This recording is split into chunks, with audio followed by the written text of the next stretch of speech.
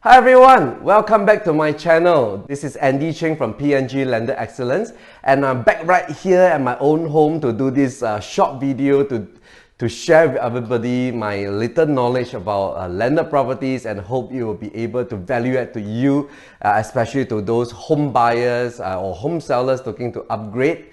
I hope this sharing will be very helpful for you, because why?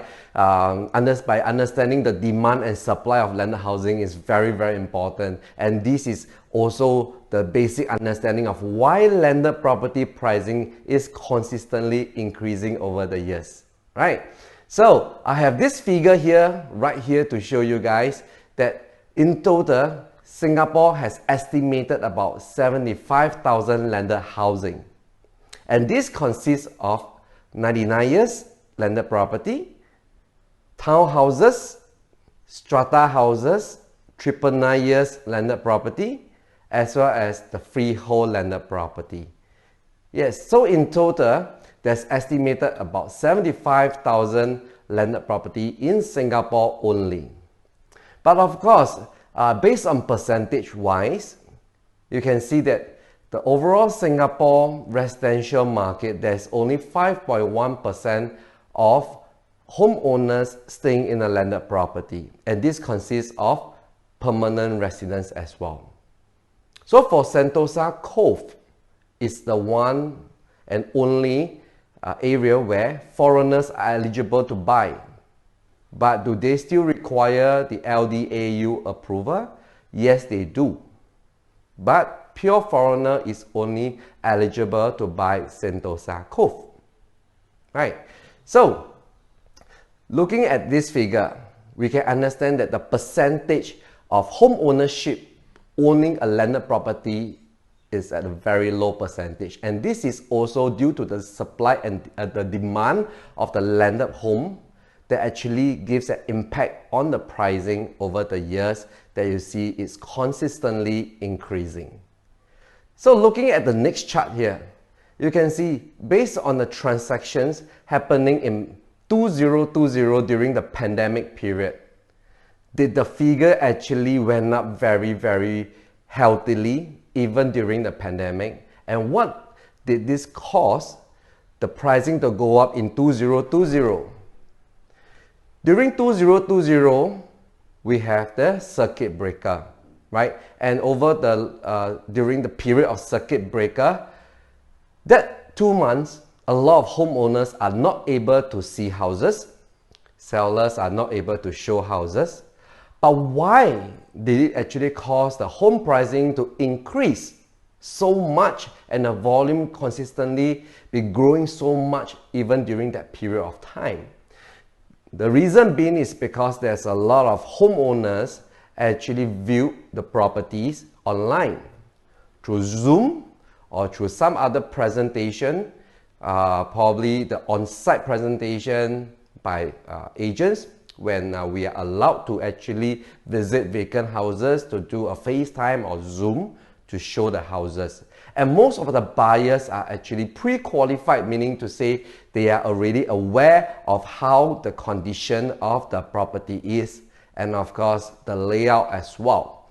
So when they are very much prepared, when the circuit breaker was lifted, and that is the time when all the buyers are rushing in to buy, and that eventually pushes the price to a new level comparing to the initial year where 2019, 2018 and 2019 are still within a very healthy level without any much of movement in terms of pricing going up or coming down. So 2020, due to the pandemic, there's a lot of homeowners thought, home buyers, not homeowners, but home buyers that thought pricing will come down, market will crash, economy will have a big impact. But there's also a lot of opportunities open up during that period of time, as well as a lot of people are still holding on to their job. The unemployment rate was not very high, so that actually I would say the government actually uphold the economy very well. And after the circuit breaker, eventually the market just fly like a rocket. So you will happen, you based on the figures here, you will see that the buying power of home buyers are very, very strong. Do you agree with me? Because looking at the numbers and the supply of landed property that is available during that period of time, I can say that all the home buyers, whoever have missed a property during then, probably this year you have a little bit challenge in finding a property. I'm not sure. If today you are a home buyer, are you having a tough time looking for a property, the right house that actually suits your family needs? And you will see that the pricing actually this year has reached a new level as well.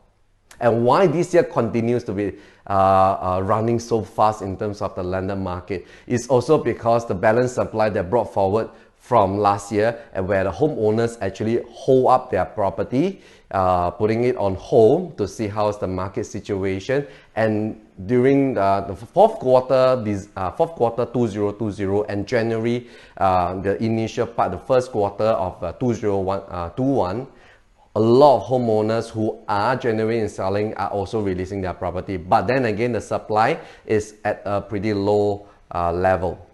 But we now can see that there's more buyers, but there's a lower supply. And pricing wise, in terms of comparison to last year, the pricing actually inched up by a little bit more, probably about 1% or maximum about 2%.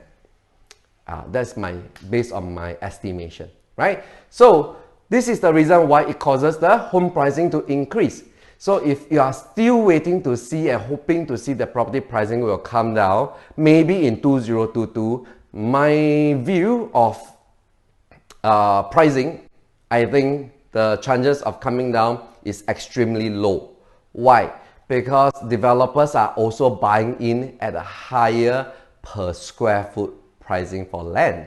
So due to all this reason, if you're looking for a brand new and the supply that in the market presently doesn't match you, I think next year probably you will be looking into a higher pricing. So should you actually take action, act fast in this year's market?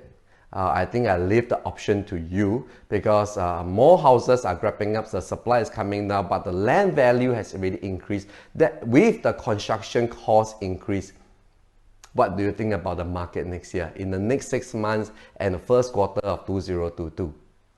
So with that, how do we choose a good landed property which will have a higher margin probably, and a higher demand when you resell in future?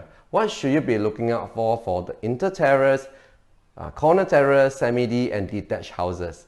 So catch me again in my channel, and I hope to share even more with all of you again in my next series. Alright, see you guys again. Thank you. Bye.